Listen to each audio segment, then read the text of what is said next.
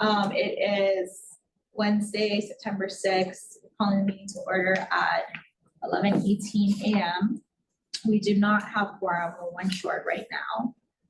But let's go ahead and we'll do introduction. So Onala Thone, Chair of the Council. Mike Tulane, Big Island. Michelle Lefebvre, Big Island. Ron Cherry, Big Island. Maka'ala, Maka'ala Kamoana Kauai. Dawn. Dawn Hager Nordblom from Maui. Okay. Kelsey, you want to go ahead and introduce yourself? Sorry, Kelsey Nagata, Deputy Attorney General. Thanks. Tom. Tom Eisen, Environmental Review Program. Kimishimoto, Special Plans Branch. All right, thank you, everybody. And we have Jen on the line too. Oh, and Jen, yeah, sorry, Jen, go ahead. Sorry, Jenching, ERP. Okay. Yep. Can I? Oh, look. Oh, Robin. Oh, Robin's in. All right, awesome. Wrong. No problem. There you all right. Yay. Quorum man. So sorry, I still thought it was at 1 o'clock. Thanks for the text. Gone. Thanks I for don't know. joining. Yeah, we just started. We were gonna hold a non-quorum meeting. Sorry, I'm just responding to Steph. She thought it was at 1:30 as well. That's certainly good too. See what happens when change happens? We're uncomfortable with change. Yeah. No, that means you folks aren't reading the agenda. go. Yeah, I read it. I know. I'm just joking. Robin, we just all introduced ourselves. Go ahead and introduce yourself, please. Okay, my name's Robin Kay. I'm over on the island of Lanai right now. Thanks, Robin. Okay, so we do now have quorum. Sorry, go ahead. Wait, is this for minutes or is it a different announcement? Did I? Oh, I thought you wanted to say something. I wanted to say, I moved to put the meeting time in 48 point font. Now, When it's a deviation from the normal time. Oh, Steph is in the waiting room. Oh, perfect.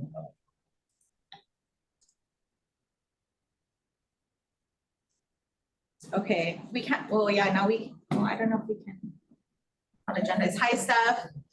Hi, you guys. I'm so sorry. I had one in my calendar. Should have known better. I really apologize. Thank you for joining. You want to go, we just went around and did introductions. You want to go ahead and introduce yourself?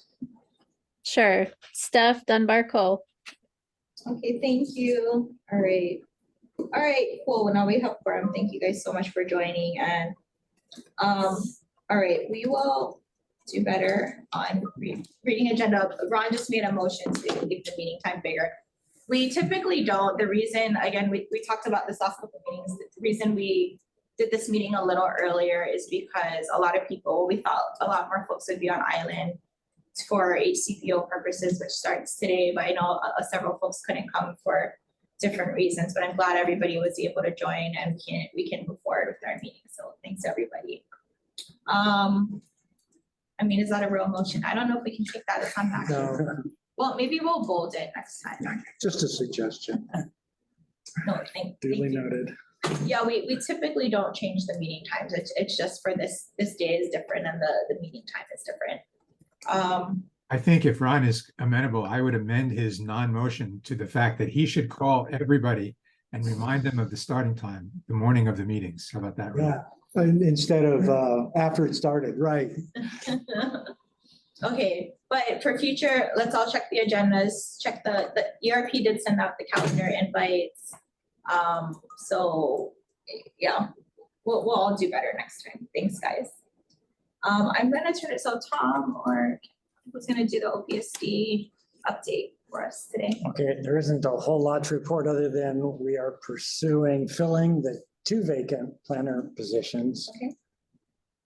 There's a lot of process involved, but they are moving. There's a perceived deadline to have it been filled by the end of October. Otherwise, the legislature may take them away. So we are pushing very hard to get them filled. And we expect that they will be.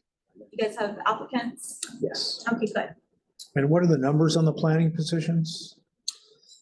So they have planner one, planner two. They're both, well, actually, one is a planner 3 and the other, Les's recently vacated position, is an environmental health specialist 3. Right. And so That didn't get changed. the process of changing it would have pushed it way past this October Oh, deadline, so we decided to go forward. And we think there's some good candidates with the criteria to fit the EHS. Fantastic. So hopefully the processes work quick enough, or they realize that we're in process and don't deny us the ability to fulfill the process. Okay. Any other updates? That's all I have. Thank you. Anybody have questions for Tom? OPSD related stuff? I noticed something that I'd never seen before in the environmental notice. And that was, there was no projects, one issue. That was the first, certainly in my time and going back, I think ever. Yeah. There never been any. That was, I kept waiting up till like 429. Something has to come in. Yeah. Nothing came in, Wait, I gotta check that. I thought that was supposed to be something. Okay. So the last issue. Interesting. Okay. Anything else for OPSD? All right, thanks, Tom, for stepping in for Mary Alice. Moving on to agenda item number 3, we can go ahead and take a couple of minutes to review the August meeting minutes. And again, thank you, Kaylee, for keeping us up to date on our minutes. We only have 1 minute to review per meeting now. All right, go ahead, Robin. Oh, no, I have a question on the minutes. Under number 7, the paragraph that starts with following discussion of the draft EAC. When I read that, it seems to me that really belongs with the prior agenda item, number 6.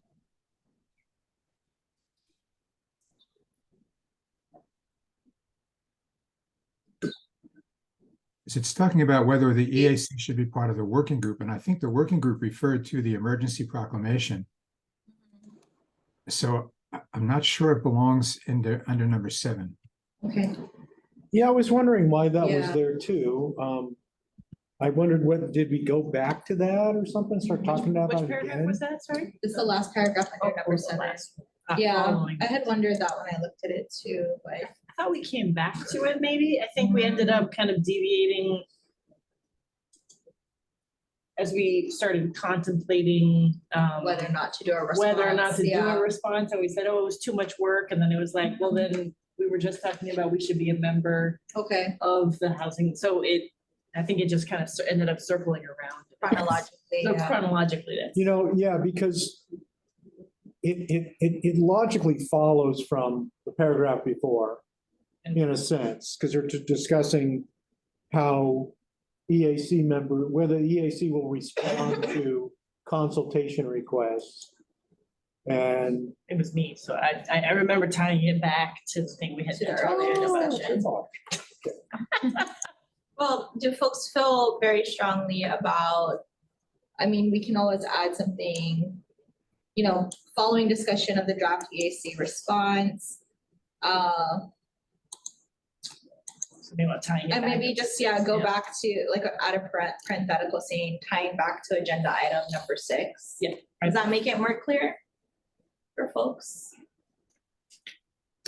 Robin? Yeah, I think if you said following discussion of the draft EAC response per item number 6 above, and then Okay. the rest of it. It just Yeah, struck me that I'm glad you remembered that it came up, Mhm. but it's much more relevant to the prior discussion, so. Right.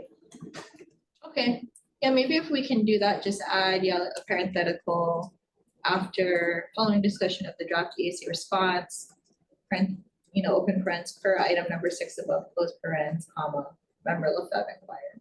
Yeah, I think that would work. Okay. All right. Well, can I have a motion to approve for some, I guess that. can be- Okay, I move. Okay. Second. All right, thanks. I'll go with Ron moves, Mike second. And then Robin's proposed amendment. So we part of the discussion. Any other amendments or discussion on the meeting minutes?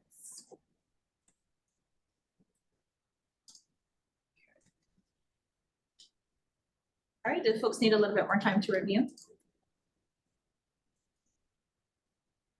Okay, well, we have a motion on the floor to approve the meeting minutes as amended. Let's have everybody who's in favor, raise your hand and keep it up, and if anybody's abstaining or. Steph, are you gonna abstain? I am. Okay, so we'll do a roll call then, so, Member Thone in favor. Mike Tuline. Michelle, Ron Terry, I. McCall, Aye. okay, Don, Aye. Robin, Aye. and Steph is abstaining. So, yep, we have enough. Motion passes. The August 2023 minutes are approved. Just make a note.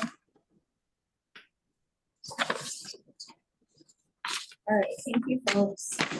I had left just an INO update in case you guys wanted to give an update on planning for future forums. And I know Mary can't make it, but Don, do you have any update on upcoming forums? And if not, it's okay, we can put that on the next one.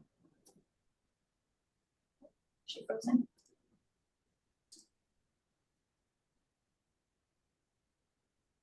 I don't know, Don? Are you there? Oh, I am. Oh, yeah. Hey, Sorry. Don, sorry. Yeah, for the next agenda item, I did leave an update item for INO in case INO had any updates on the upcoming forum. And I know Mary couldn't make it today, but I don't know if you have anything, and if you don't, then it's okay. No, Mary just basically said, I think things have kind of stopped a little bit in terms of information, right? And so I think the last thing we talked about was trying to either do an exemption session to explain how exemptions work for the community. But I think the more hot topic is probably going to be what's next on the agenda, which is the governor's proclamation. So I think more people are interested in how that works with chapter 343. Okay. Thank you for that. I have some thoughts about if we do that emergency proclamation for housing forum, we might want to have a general discussion as part of that of emergency proclamations and 343 in general. Right, Makala?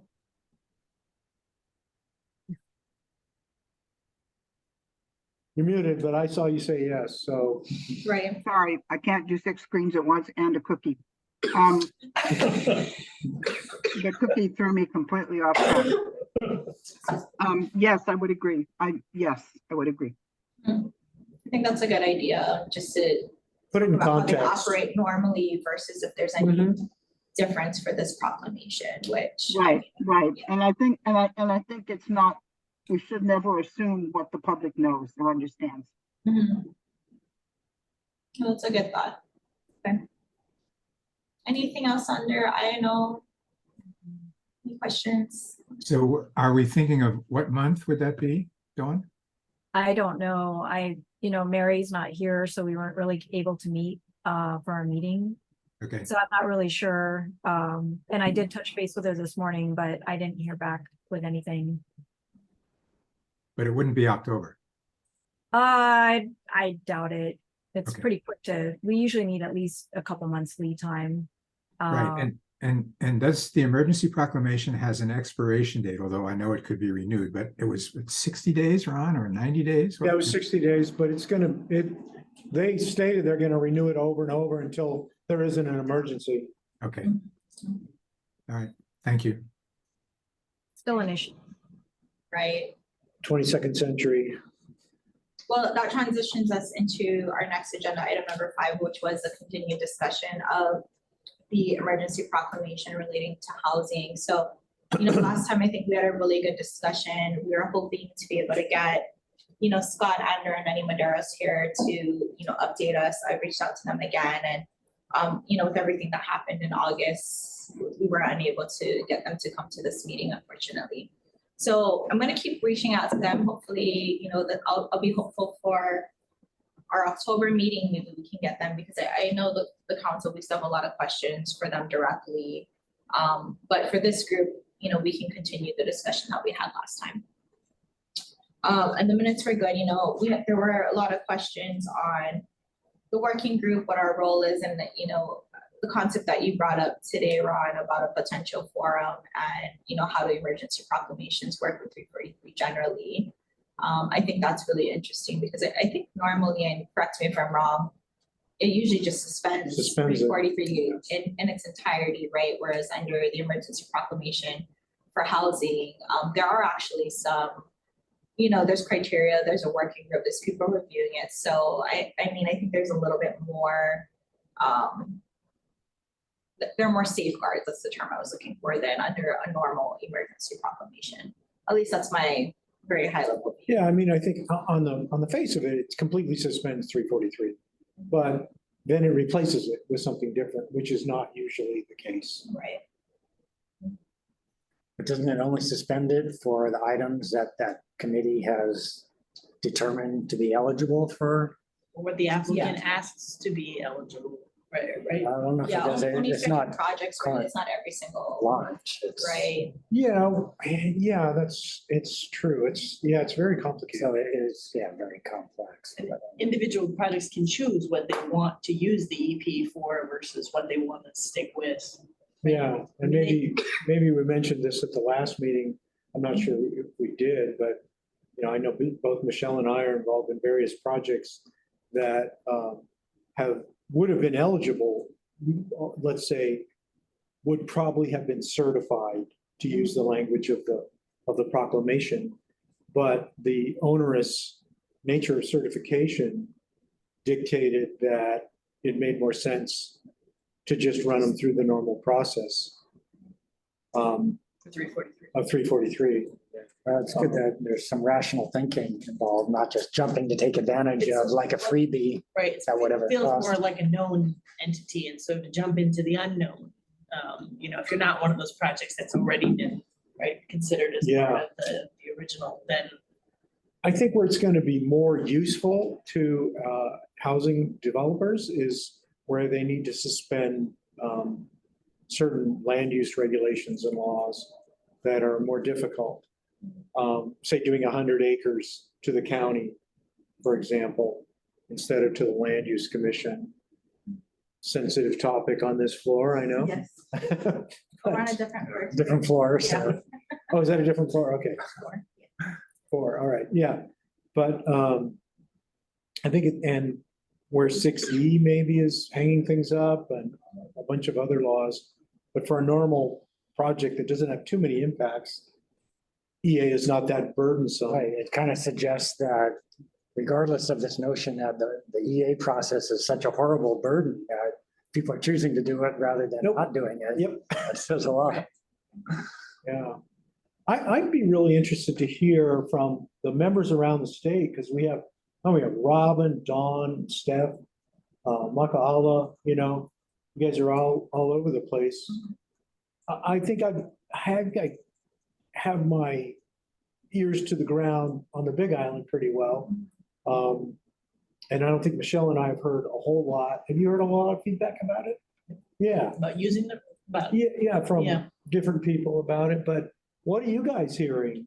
And I mean, not just from developers, from agencies, from community groups, environmental groups, is there a reaction?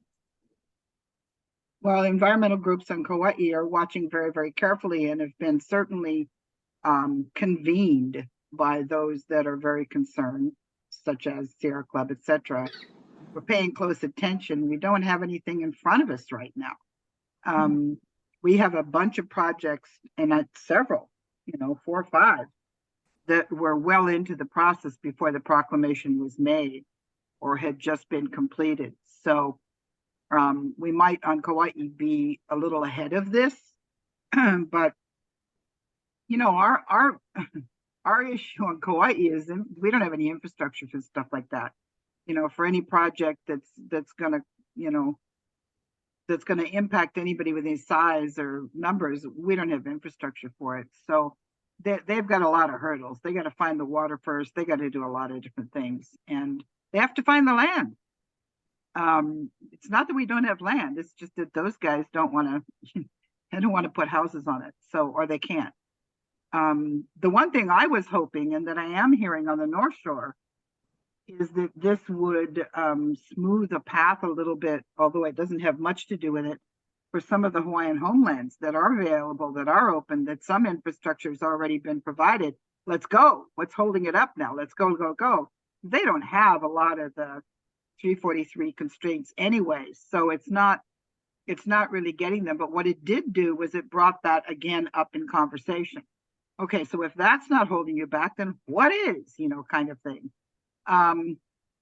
For places like in my neighborhood, we do have a conceptual large housing development coming down the pike, but they've got to find water. So, their issue has nothing to do with law. It has to do with the resources. And on this island, we don't seem to know how many wells we have. We don't know, we don't know where they are. We don't know any of that stuff. So, if we don't know, let's just dig another puka, right? Apparently, that's not the way the community is going to go forward. There is a hue and cry for housing. I mean, it is ridiculous here, because what's happening here is that during COVID, we had so many people from the continent and Europe come pay increasingly humongous prices for property. And they're sitting in those houses working remotely, and they're very happy to be here. They can get what they need. Used to be before they couldn't get good education, they couldn't get commodities, but they can get all that now online. They're really the limitations of attracting that kind of person to Kauai are almost over. So that's pushed all the housing, all the people out onto the street. We have a huge housing crisis, no two ways about it. But I don't see any huge projects that are going to come under this. And I have had a long conversation with Scott, and I'm a sort of a wait and see on the working group. I want to see what happens, but the environmentalist in me is very concerned. My turn. Go ahead, Dawn. Go, John. Well, as you know, we've lost the whole town of Lahaina, and I think, all the workers from Lahaina basically lost their home. And so we're looking at, a lot of people who are really hurting over here. And, that's really why I didn't come over, is because I just didn't feel like I could help my community here by being in Honolulu. And I had hoped that they had canceled the HCPO, because I did think that there'd be a lot of people who probably won't show up tomorrow. Anyway, so the Lahaina was on the agenda for the affordable housing emergency proclamation, and there were a lot of people who wrote and said that Lahaina needs to come first, the cultural and historical and archaeological resources.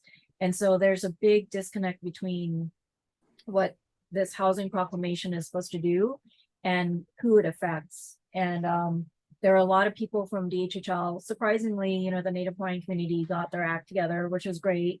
Not surprisingly, but it was great they did it. And they, sent in a lot of form letters saying, make the water go straight to DHHL lands, go make it affordable housing for Native Hawaiians. There's 4 very key things. But, the fact that it's so premature to say that affordable housing, and now we are in a real crisis, because not just did the town burn down, but all multi-generational houses that had multiple people living in them. So just a scale is where my husband works, we're sheltering 160 families, and 25 of them lost their homes. All the businesses on Front Street are gone. We're hearing, and I'm pretty sure this is an emergency crisis and health and human and housing crisis. but we're hearing that there's no water, there's no electric, there's no internet. It's really hard because people are trying to just hang in there. And what made Lahaina, actually Lahaina is all gone to some extent. And I don't know how this emergency proclamation works with Lahaina, but there are a lot of people who are willing to lay down on the side of the road and not let any development happen unless it's Native Hawaiians first. And I think that's a really great thing, because I think that at the end of the day, they need to come together and understand, what makes Lahaina important to, Maui in general. But it's just really hard. So in any case, I think that FEMA has pretty much taken over, which is probably okay too, because they have the natural resources to do this.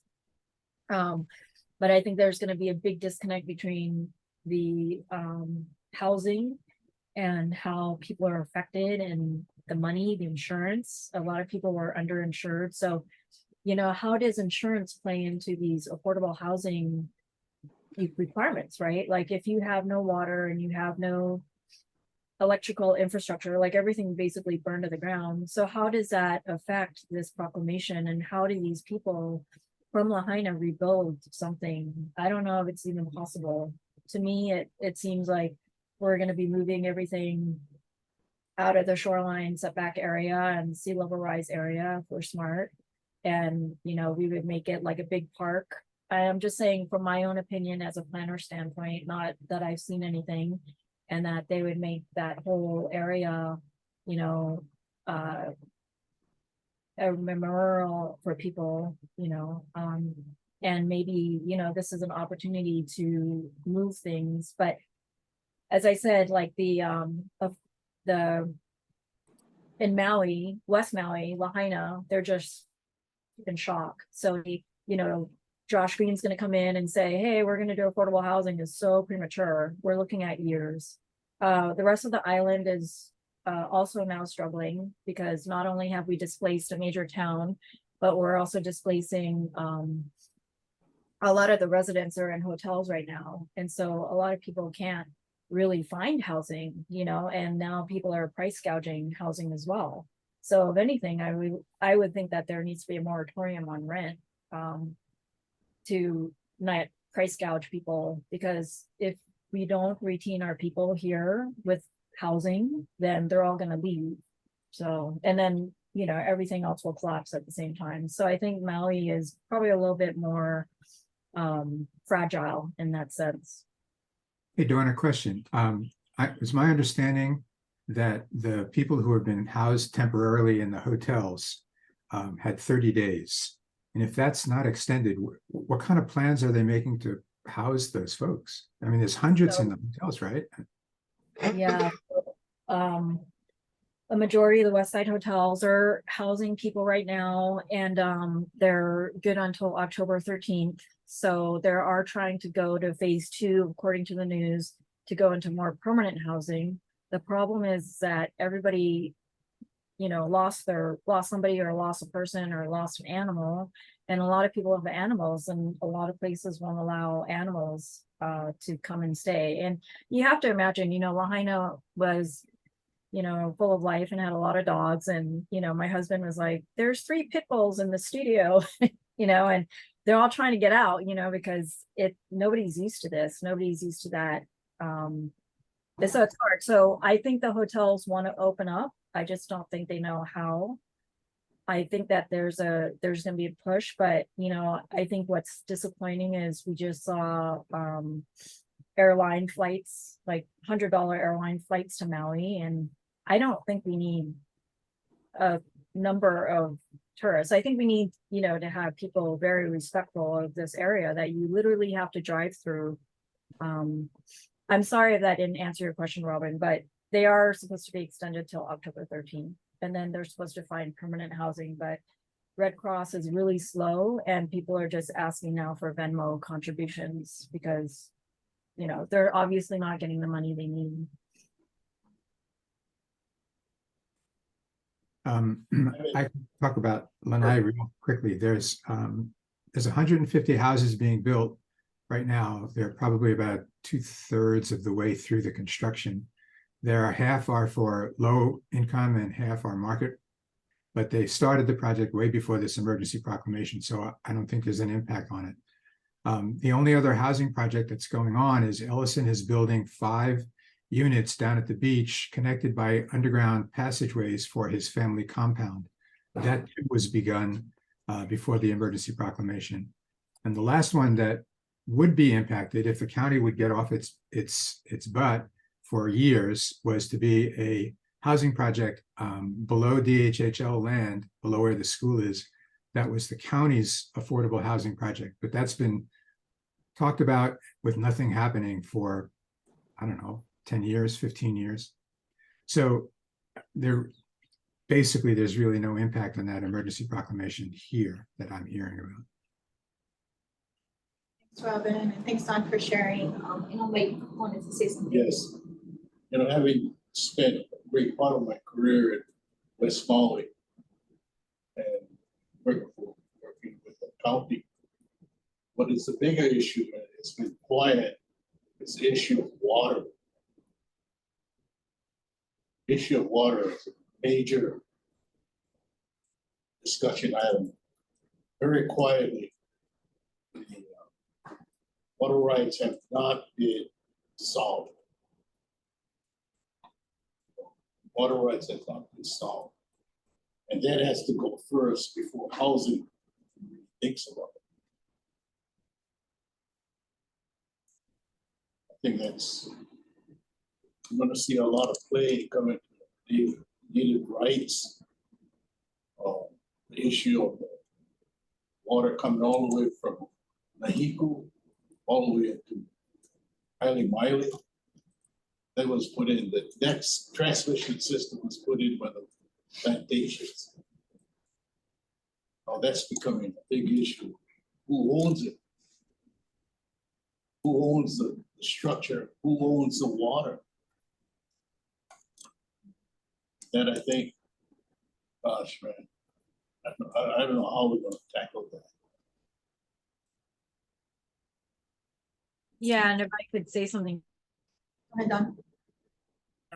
Now is a good time to be thinking about desal plants, because water is just going to get less scarce with the rainfall that we're getting. And the water pipes are also contaminated now because we have a lot of stuff in the ground. So finding alternative sources of water and energy and infrastructure, it's going to be really crazy to find those things. But water is especially hard fought, as we're seeing in Supreme Court and Circuit Court right now, which really sucks. It's not the right time to fight over water. Unfortunately, that's my own opinion. And, I think it's a terrible disservice to DLNR, what is going on right now. So that's what I'll say for that. Don. Any other? Stephanie had any perspective on this? Nothing as impactful as Don. And Don, I'm so sorry. I can only imagine. I look across the channel at you guys. But for Molokai, this proclamation has really had no effect. There has been conversation of late. Some in the community, a vocal minority, would like to see development on DHHL lands that they own on East Molokai in the Ahupua'a of Walapue. As everything is on Molokai, it's quite contentious and years away. And water is an issue there. It sits right next to the Walapue tank, which feeds municipal water to the entire east side of the island. But there's been a moratorium on water meters for years.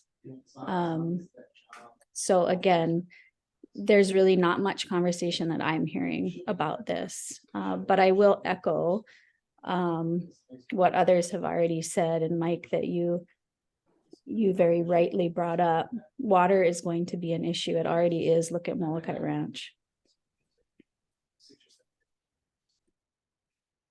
Thanks, Steph. We had you probably all remember when Ellison first came in, one of the first things he proposed was a desalination project. And the community was overwhelmingly supportive of it. The hotels down at the beach take 60 to 70% of the water that is available every day. The desal would have been great. They dug 3 wells and 3 injection wells. And then when they went for their final permits, they got their permits from the Lanai Planning Commission, but with conditions that they found unacceptable. So that project just stopped. And it could come back. I mean, they'd have to go back, but they have a permit. They often say that the permit was denied. It was not. It was granted. It was just granted for less time than they wanted. It's granted for 15 years. They wanted 30. Right.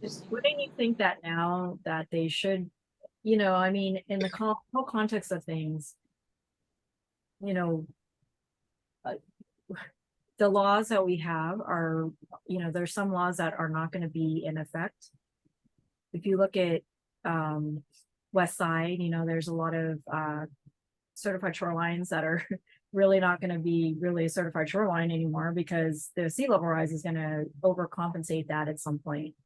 And we're losing beaches. And at some point, it's like, I'd rather know the devil in the details versus like saying, oh, 15 years, 20, you know what I'm saying? It's like, at the end of the day, the longevity of the project is probably more important. And that's unfortunately what I think Lahaina is going to be faced with is the longevity of the projects and what they need versus what they don't want, versus what's going to be put in there at this point.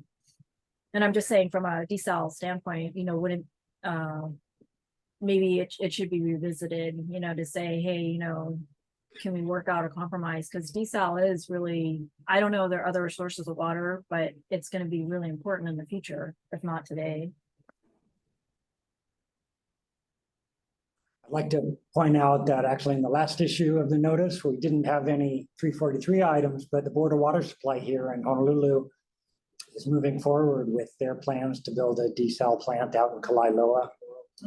That they had did the EIS work quite a long time ago, but they had a very long time frame factored into the development process. And they say that it's still valid now and they intend to move forward with that. So I bet it happening here on a pretty big scale could help instigate this notion in other places too. Go ahead, Steph. I just had a question. Tom, how are they using the power, the Kalailoa desal? Yeah, I don't know the details of that. So, but they're building so much solar out there that presumably is part of the answer. But yeah, one of the big problems with desal has always been the power requirements. But maybe with the extra solar that's going in everywhere, especially in these dry areas, it might help balance it, but I'm not really sure. Thank you. I was gonna ask Tom, do you know what the capacity of that desal plant is? If you don't have to talk. Yeah, no, It's probably in the notice. it's probably in the Yeah, notice. okay, I'll check it. You can read that just like the agenda. Thank you. Tessie, I wondered if Tessie had any thoughts on the emergency proclamation and your community's reaction or non-reaction to it? My brother and my niece, they lost their homes over. It's gonna be a hard struggle because it's like us on Hawaii. We had a hurricane, so it took us years to establish ourselves. So I'm just totally shocked. As far as the emergency proclamation, it's so hard to follow it because there's so much going on. But I don't know what they're gonna concentrate on first. Sorry, but I'm disillusioned. It's okay. Thank you for sharing.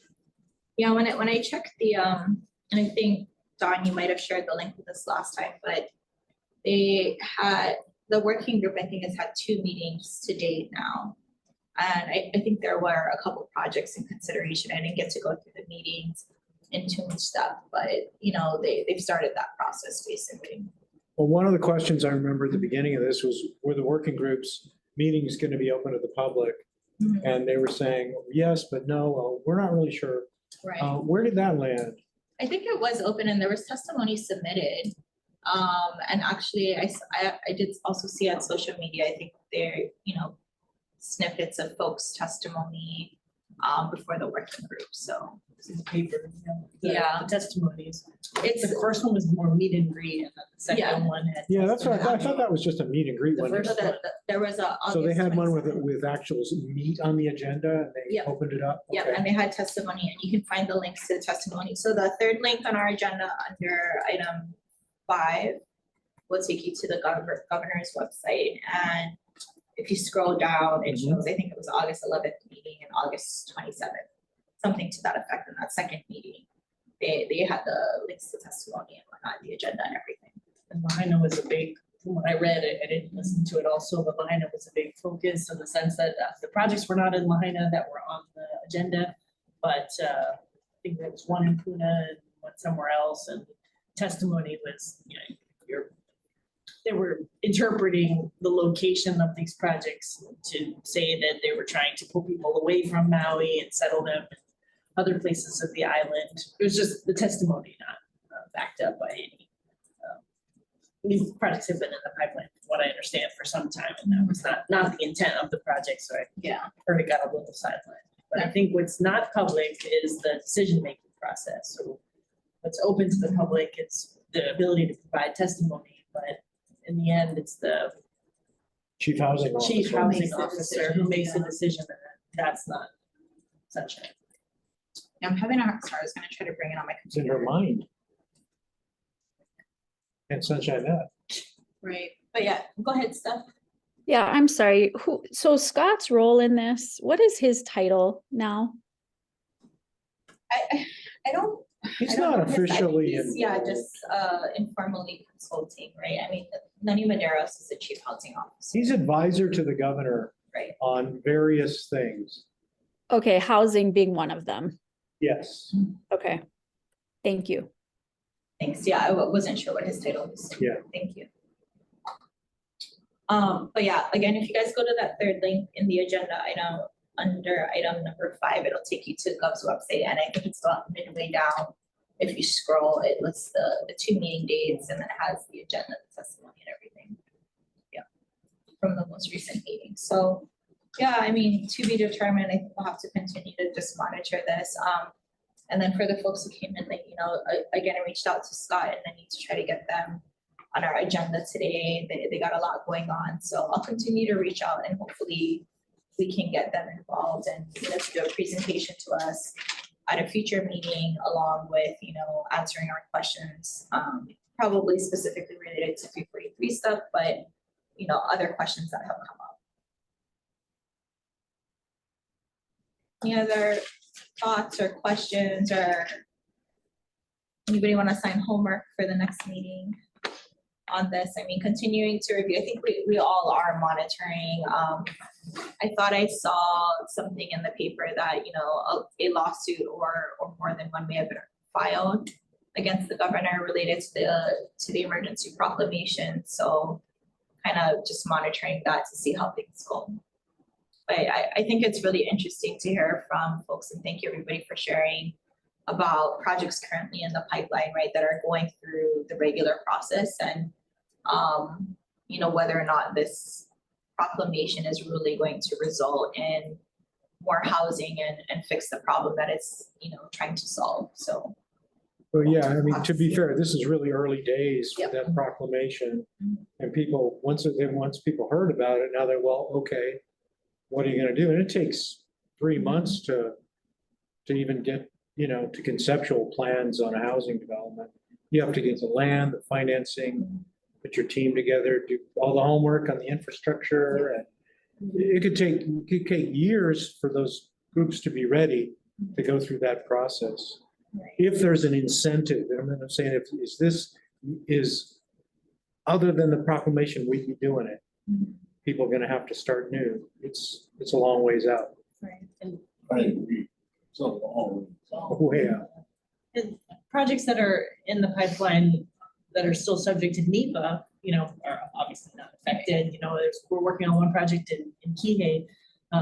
And it was exempt under 343 before the proclamation, and so it was just a HUD NEPA EA that we're doing for the project, so that's, you know, doesn't change the requirements of the project. And we laid low for a while because we did not want to bother the county, DHCC, you know, we were just like, gosh, you know, we'll give them space and we, you know, said, you're ready to move, and they said, yes, now more than ever, you know, let's really get the CA going so that we can, you know, complete these next phases of these projects, at least in Kihei. You know? It's interesting to hear. Yeah. All right, folks. Well, is there a want for you from everybody to continue this discussion item at our October meeting? At least have it on, and we'll see what happens in the next month, basically. Okay. So I'll make sure to add that.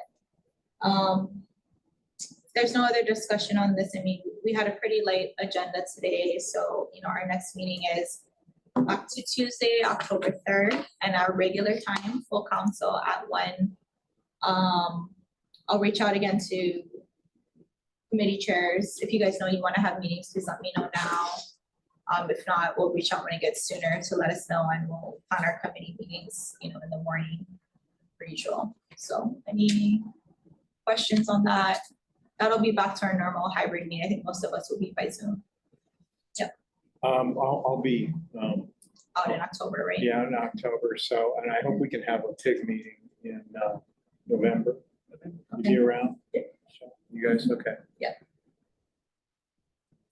Out in October. I will be out for the second half of September, so just make sure any email stuff goes to the regular DBED.